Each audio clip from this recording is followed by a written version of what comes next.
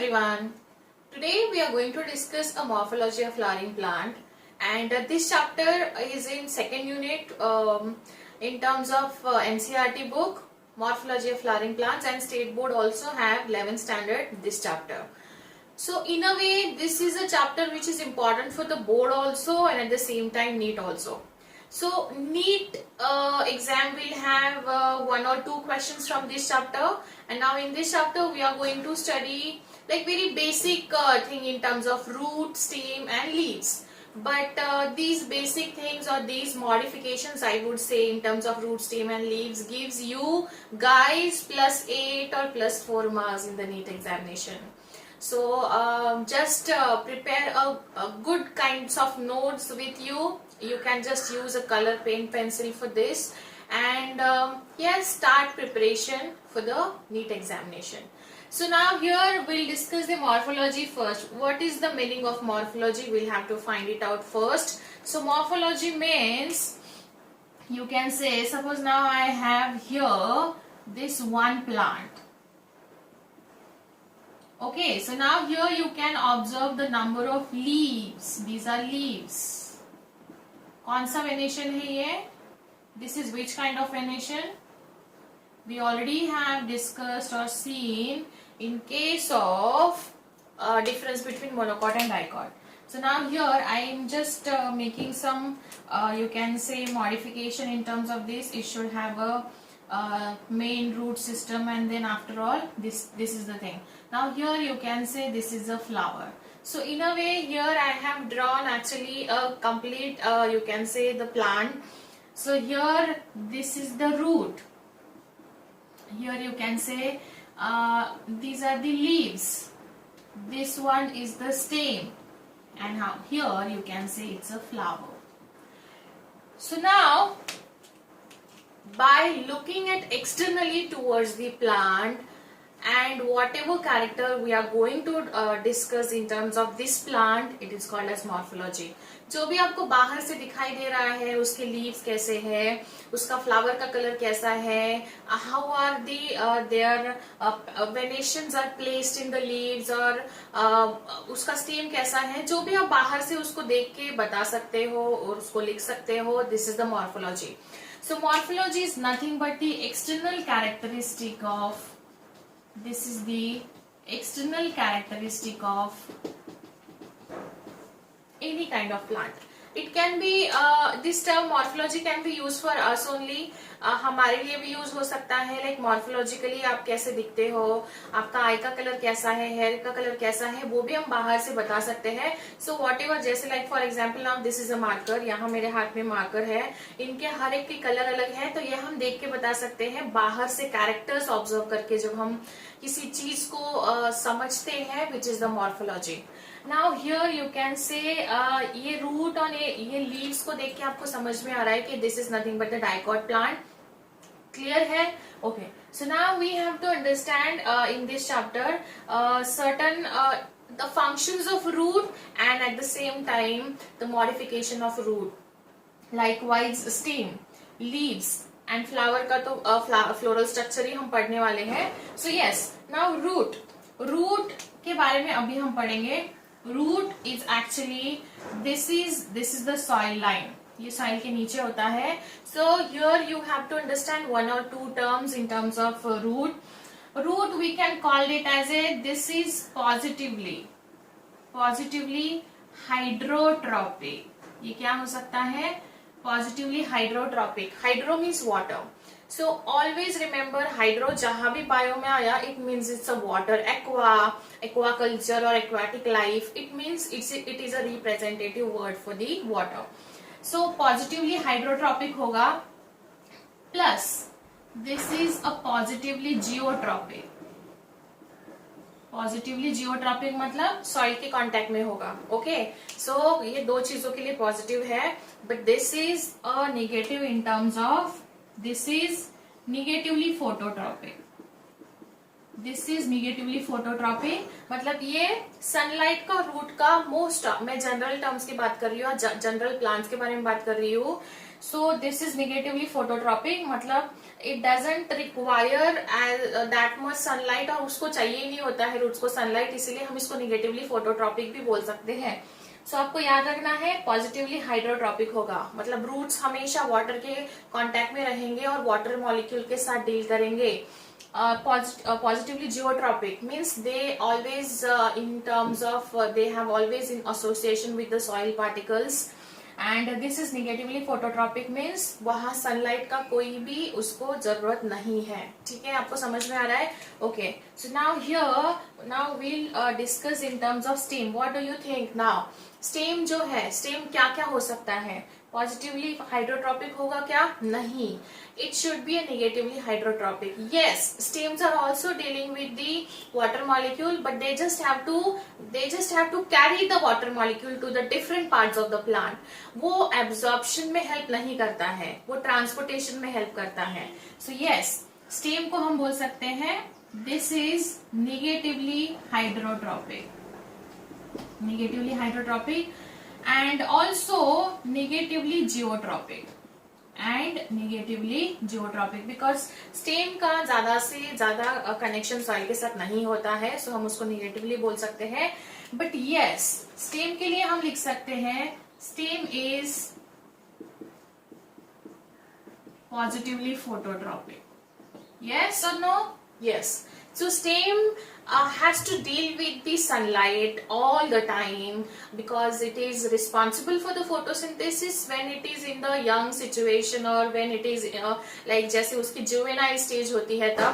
But then this stem is actually holding the photosynthetic unit, मतलब क्या? leaves, कोई leaves को होल्ड करके रखता है।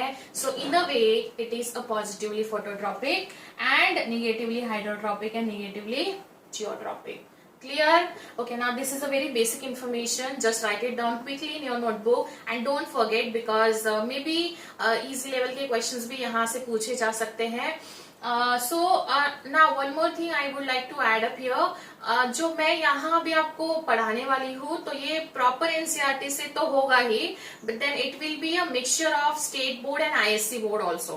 So यहाँ आपको ये चैप्टर पूरे सारे बोर्ड्स को मिला के पढ़ाया जाएगा एंड जो एडअप नोट्स है वो भी आपको दिए जाएंगे। सो एनसीईआरटी में ये चीज नहीं मेंशन करी है, but then still you have to write down your notebook. Okay, चलो, सो आई होप आपने ये लिख लिया होगा। सो रूट, ये सारी चीजें हमने रूट के टर्म्स में पढ़ी। Then we already have like discuss the stem. Leaves के साथ भी सेम होगा and flower.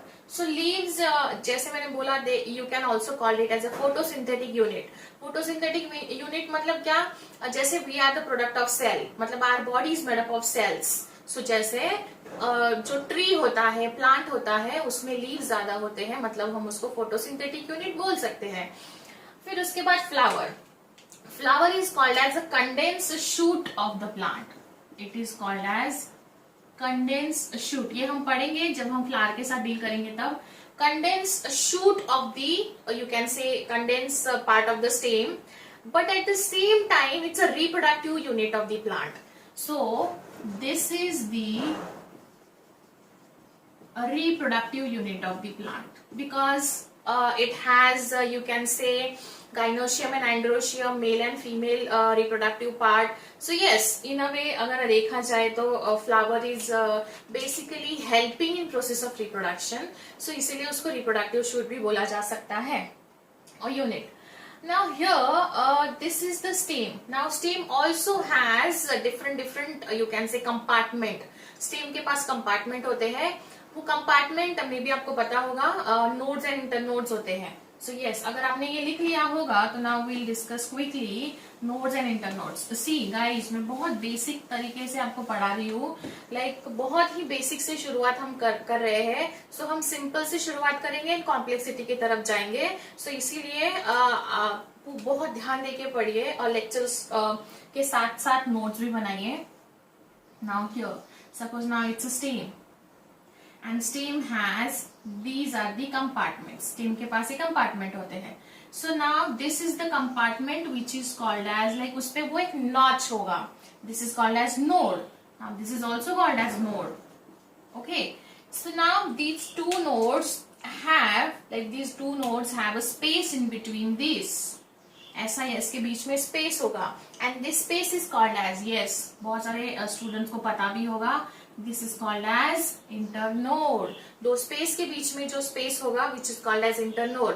Now what is the significance of nodes in stem? कुछ तो सिग्निफिकेंस हो सकता है ना उसका। सो यस, जब हम एनाटॉमी पढ़ेंगे तब आपको इसका सिग्निफिकेंस पता चलेगा, लेकिन अभी के लिए इतना याद रखो, stem have nodes and internodes and they also have a important role for the betterment of the plant. लेकिन ये चीज जो हम पढ़ेंगे ये रादर हम थोड़ा सा फ्लावर के या लीफ के स्ट्रक्चर में पढ़ेंगे। सो यस, नाउ ये भी आपका क्लियर हो गया। Now quickly will discuss the you can say structure of root. तो अगर मैं यहाँ, ये सॉइल लाइन है, this is the soil line, and ये सॉइल लाइन के यहाँ अगर मैं किसी रूट का मेन जो कि प्राइमरी रूट मेन रूट बोल सकते हैं, वो अगर मैं ड्रॉ करूं यहाँ, तो now see, now this is the main thick root of that thing plant का, तो ये मेन हो गया। Now here you can observe, जिसके पास एनसीईआरटी का टेक्स्ट बुक होगा उसमें ये ऑलरेडी डायग्राम दिया हुआ है। डायग्राम आपको बोर्ड एग्जाम में पूछा जा सकता है, 11th स्टैंडर्ड के बोर्ड में ये 2 या 1 मार्क को डायग्राम आ सकता है, या डायग्राम बेस्ड क्वेश्चन हो सकता है। सो इसको बहुत ध्यान से पढ़िए।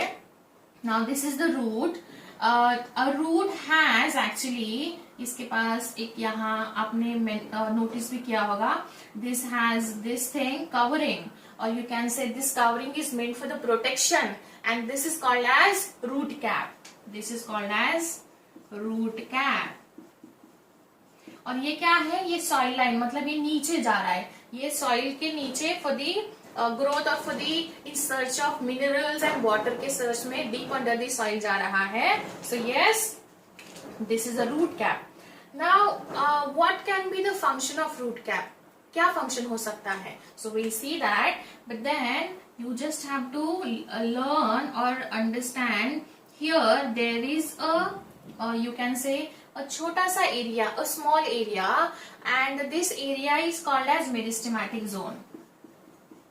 This area is called meristematic zone.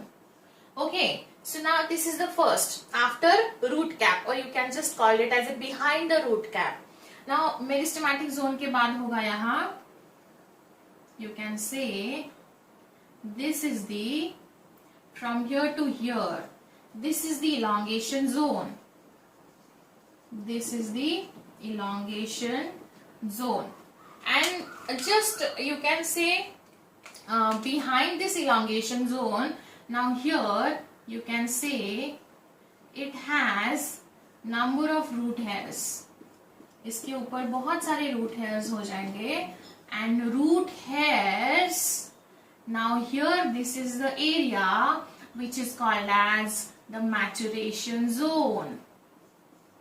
Maturation zone हो गया। So in a way you have to understand there are 3 zones. So कौन सा है पहला? मेरिस्टेमेटिक, हमेशा इधर ही मेरिस्टेमेटिक होना चाहिए, डायग्राम बेस्ड क्वेश्चन हो सकता है एग्जाम में। फिर उसके बाद मैचुरेशन नहीं आएगा, there should be elongation zone, and after that there should be a you can say elongation के बाद maturation zone. Now these are the, you can say these are the compartment of the root, and these each compartment has its individual role to play, and we'll have to see that these roles and their properties also. So root cap means what? ये जो मैंने, अगर आपने देखा होगा तो यहाँ से ये रूट जो है इसका साइज, गर्थ यहाँ बड़ा है, पर जैसे जैसे नीचे आ रहा है it is becoming too like ऐसा टेपरिंग, मतलब अपेक्स पे थोड़ा टेपर होता जा रहा है, छोटा होता जा रहा है। ऐसा क्यों है? बिकॉज यहाँ की सेल्स है, these are the you can say delicate cells, और these are the dividing cells, और वो dividing cell needs a protection, and this protection is given by the root cap. Root cap को ये protection मिलेगा, sorry root cap उसको ये protection देगा। लेकिन meristematic zone, again meristematic tissue हम डिटेल में पढ़ने वाले हैं when we discuss the anatomy of flowering plant. But quickly I just tell you कि मेरिस्टेमेटिक टिश्यूज या सेल्स की प्रॉपर्टीज क्या होती है। Now remember guys, meristematic tissue और zone, this has a property of cell division, ये हमेशा cell divide करेगा। लाइक जैसा होता है ना, मे बी आपने 10th स्टैंडर्ड तक पढ़ा होगा, कोई एक सेल होती है, वो सेल डिवाइड होके उसका रिस्पेक्टिव फंक्शन परफॉर्म करती है, सो उसको हम परमानेंट टिश्यू बोलते हैं, but this is not the permanent tissue. This has ability to divide throughout its lifetime. ये हमेशा डिवाइड होगा, and because this dividing nature, this is called as meristematic tissue और meristematic cells. Now meristematic cell अगर हमें draw करनी है, तो हमें अगर मेरिस्टेमेटिक सेल को ड्रॉ करना है तो we can just quickly draw it like this. ये मेरिस्टेमेटिक है, इसमें न्यूक्लियस होगा and it should have a dense cytoplasm. इसका डेंस साइटोप्लाज्म होगा. It should also have a cell wall. इसकी सेल वॉल होती है which is made up of cellulose. This is the nucleus and this is the cytoplasm. So these are all components in the cell. They fulfill the living cell का criteria. So हम इसको living cell बोल सकते हैं. And बस यहाँ इतना याद रखो, मेरिस्टेमेटिक जोन और मेरिस्टेमेटिक टिश्यू, यहाँ की सेल्स हमेशा डिवाइड होगी, हमेशा डिवाइड होगा. ये सेल डिवाइड होके एडअप करते जाएगा. This is responsible for the division of the cell. At the same time it is also responsible for the adding of the cell. अगर 1 सेल होगा तो इट विल बी 2, 4, 6, 8, फिर उसके बाद 16 सेल्स को एडअप करता रहेगा. एंड दीज सेल्स यहाँ जो डिवाइड हो, जो cells these are dividing in nature और डिवाइड हो चुकी है, these will go into the elongation zone. Elongation zone मतलब यहाँ उसको क्या किया जाएगा, इसको नरिश किया जाएगा, वो सेल को प्रिपेयर किया जाएगा just to perform their function. Like आप जैसे अभी बोल सकते हो रूट कैप, मतलब जैसे आपने किसी कोचिंग क्लास में एडमिशन लिया है और उसको आप रूट कैप कंसिडर कर सकते हो. रूट कैप मतलब जैसे अभी आप नए नए आए हो किसी कोचिंग क्लास में या स्कूल कॉलेज में, तो आपको थोड़ा सा वो इनिशियल गाइडेंस या बूस्टअप देने की जरूरत होती है. तो वैसे ही जैसे हम आपको प्रोटेक्ट करेंगे, protect in a way like हम लोग आपको मोटिवेट भी करेंगे, आपको डांटेंगे भी. सो ये सारी चीजें एक टीचर करता है या कोचिंग क्लास करता है या स्कूल कॉलेज करेगा. तो root cap in a way all rounder, मतलब उसको प्रोटेक्शन का काम करता है, तो हम भी आपके लिए वैसा ही करेंगे. बट मेरिस्टेमेटिक जोन मतलब आप क्या कर रहे हो, एक सब्जेक्ट के बाद दूसरा सब्जेक्ट, दूसरे सब्जेक्ट के बाद तीसरा सब्जेक्ट, चैप्टर के बाद चैप्टर कंप्लीट होते जा रहे हैं. एंड देन वो क्या हो रहा है, वो लाइक ऐसा नहीं है कि आज मैंने एक चैप्टर पढ़ाया और कल मैं दूसरा चैप्टर शुरू नहीं करूंगी. तो वो chapters like number of like आपके दिमाग में जो नॉलेज फिट होना चाहिए to crack your respective examination, वो फिट होते जा रहा है. लेकिन आपको उसको बैठ के आपको उसको पढ़ना होता है. जैसे अगर अभी हमने ये स्ट्रक्चर यहाँ पढ़ लिया, तो आपको उसको क्लास होने के बाद 1 घंटा या आधा घंटा या मे बी 45 मिनट्स लेके बैठना पड़ेगा. आपको एनालाइज करना पड़ेगा. You have to solve the multiple choice questions और आपके नोट्स बनाने पड़ेंगे. फिर उसके बाद आपको कुछ डाउट आता है तो आप टीचर से उसका डाउट क्लियर करोगे. So this will be elongation zone. And finally वो कॉन्सेप्ट आपके दिमाग में फुल प्रूफ बैठ गया. Now this will be a maturation zone. Maturation zone मतलब आपके केस में क्या होगा, now here you have to like you are feeling confident about this chapter और दिस टर्म. आपको इस पे कोई भी क्वेश्चन एमसीक्यू आया, तोड़ मड़ोड़ के ट्विस्ट एंड टर्न करके, फिर भी आप उसको +4 लेके आओगे. सो यस, आपके लाइफ में भी यही ऐसे जोन्स क्रिएट हो चुके हैं अभी, and be prepare for that. Meristematic zone. Cells are being added here in this you can say zone. Now these are the cells. For example,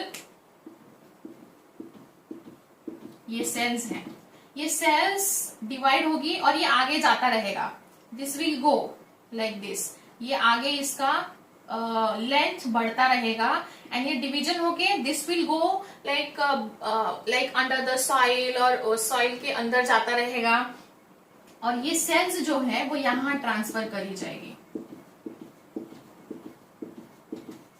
and when these cells are getting transfer in elongation zone, यहाँ क्या होगा, यहाँ cell खुद को analyse करेगा. Cell खुद को question पूछ सकता है, will I able to perform the maturation, you can say यहाँ के फंक्शंस लाइक यहाँ का फंक्शन होता है एब्जॉर्प्शन करना या प्लांट को प्रोटेक्ट करना. सो बेसिकली ये यहाँ जाएगा तो प्रिपेयर हो रहा है। जैसे आपका अभी नीट एग्जाम देना है, ऐसा है क्या मैं अभी आपको बोल दूंगी ये लेक्चर के बाद तुरंत आपको कल नीट एग्जाम देना है? नहीं हो सकता है। It will require a certain time for the preparation.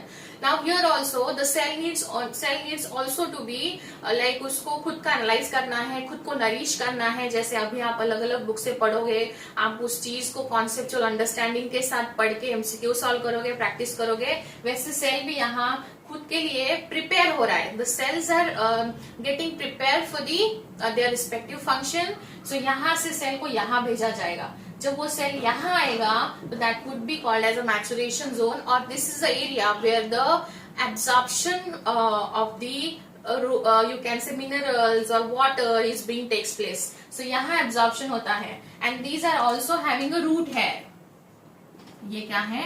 Root hairs. अभी आपको यहाँ दो चीजें याद रखनी है, दिस इज वेरी इंपॉर्टेंट। बहुत बार क्वेश्चंस पूछे जा चुके हैं एंड उतनी ही बार बच्चे कंफ्यूज होते हैं, बट मैं अभी आपकी यहाँ कंफ्यूजन दूर कर रही हूँ।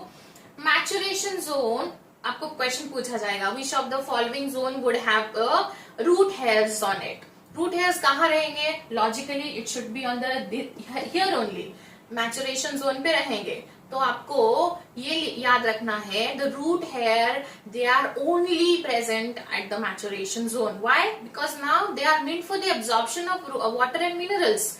यहाँ रह के चलेगा क्या? यहाँ तो सेल्स अभी प्रिपेयर हो रहा है, डिवाइड हो रहा है, उसका फंक्शन कहाँ प्ले होगा? इधर ही प्ले होगा। और ये जो रूट हेयर है, these are the meant for the, you can say absorption of water and minerals.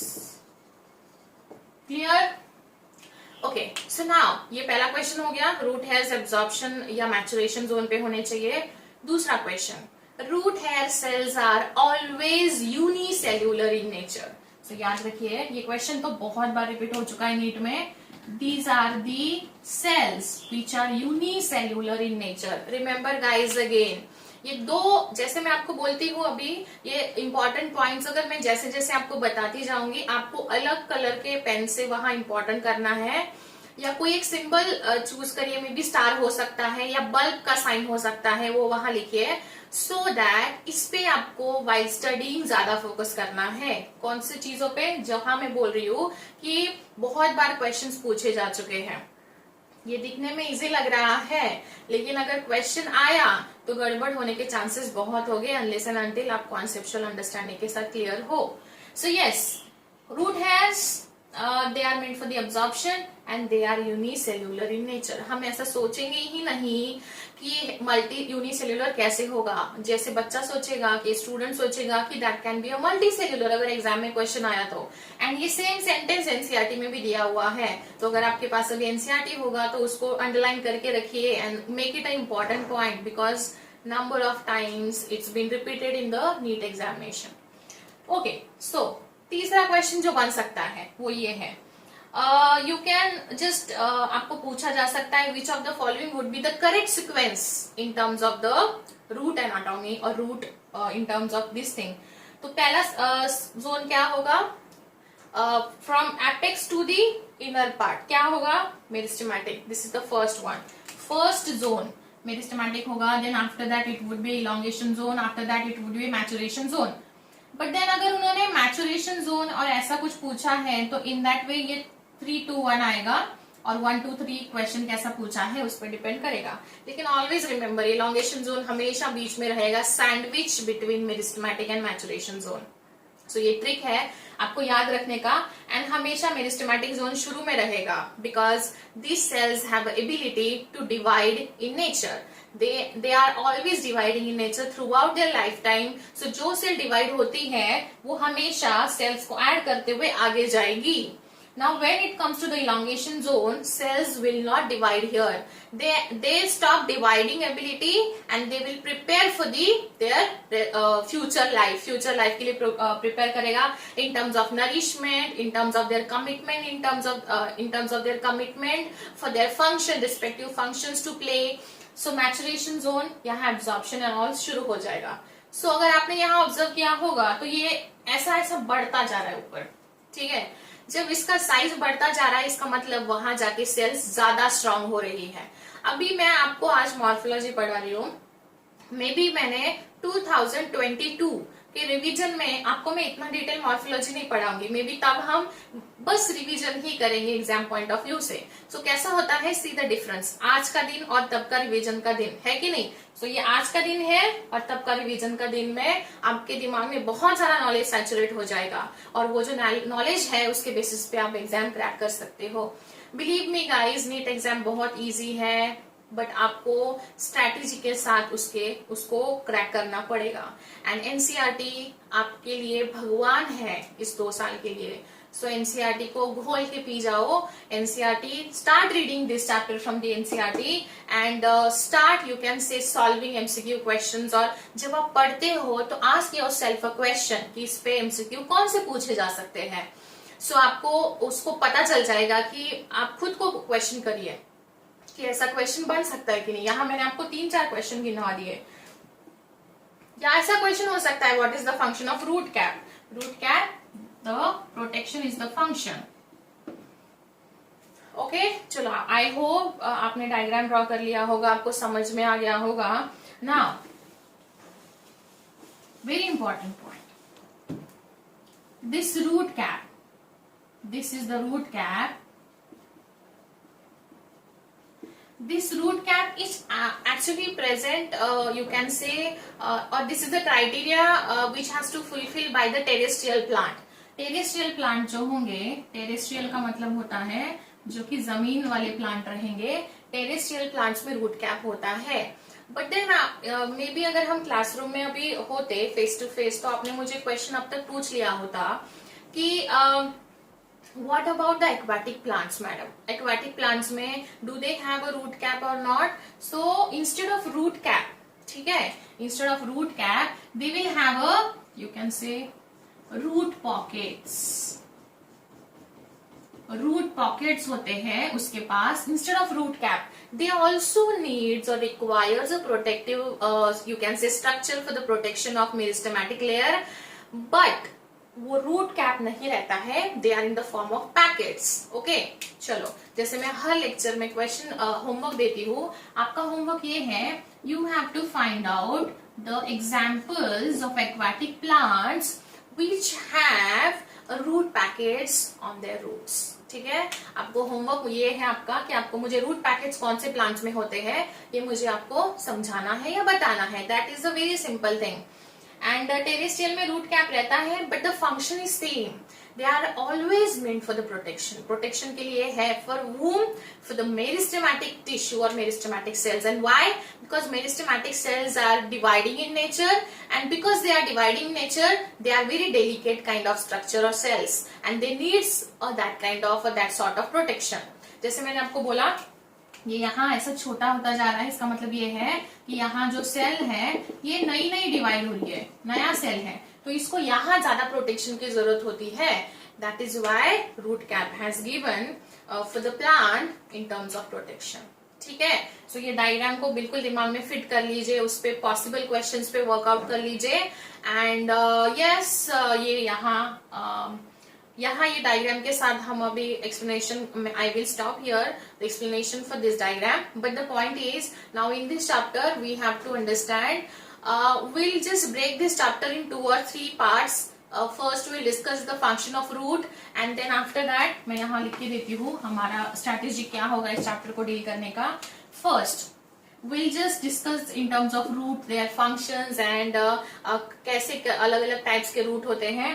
And in terms of function we also have to learn some roots are meant for the storage. Storage होता है ना, जैसे beet root है, beat और root उसके नाम में उसका मतलब है, रूट का मॉडिफिकेशन है। सो हमें वो मॉडिफिकेशन पढ़ने हैं। Now we have to understand और we have to learn this modifications and questions will come on this modifications only. So ये मॉडिफिकेशन पढ़ने हैं हमको in terms of root, in terms of stem and in terms of leaves. ये modifications हमें पढ़ने हैं। And हमको इस चैप्टर में फ्लोरल फॉर्मूला भी पढ़ना है। So we also have to deal with the floral formula. Bio में भी फॉर्मूलेज होते हैं जो कि फ्लोरल फॉर्मूला है, और अगले साल जेनेटिक्स में आप रेशियोज फाइंड आउट करने का फॉर्मूला पढ़ोगे इन 12th standard. So floral formula is a very interesting but अगर ये नहीं समझा तो +4 आप छोड़ ही दीजिए, एग्जाम में क्वेश्चन आता है, इसके लिए हम इसको 1 या 2 लेक्चर में ब्रेक करेंगे। फ्लोरल फॉर्मूला समझने के बाद we'll have to deal with the floral diagram. Once you understand the formula, then you can able to draw the diagram. So ये चैप्टर जो है ये काफी इजी है, बस इसको थोड़ा सा ध्यान से एंड केयरफुली अंडरस्टैंड करके पढ़ना पड़ेगा। बट उसके साथ साथ नोट्स भी बहुत कंपलसरी है, नोट्स आपको प्रिपेयर करना, बिकॉज अभी आपके पास टाइम है, आप इसको नोट्स बना के रख दीजिए, so that after throughout this 2 year you just have to go through these notes only. आपको लिखना नहीं है, लिखने का काम एक ही बार करो, जनरली बच्चे करते हैं क्लास में, रफ नोटबुक में लिखते हैं और घर जाके फेयर नोटबुक में लिखते हैं। ऐसा बिल्कुल मत करो, आपके पास इतना टाइम नहीं है। Rather than save this time and use solving MCQ question. ठीक है, चलो तो अभी हम अगले सेशन में मिलेंगे विद द रूट के बारे में हम बातें करेंगे, या रूट के कौन से मॉडिफिकेशन है, will discuss in the next class. If any doubt you can ask me, and that's it for today. See you in next session. Thank you.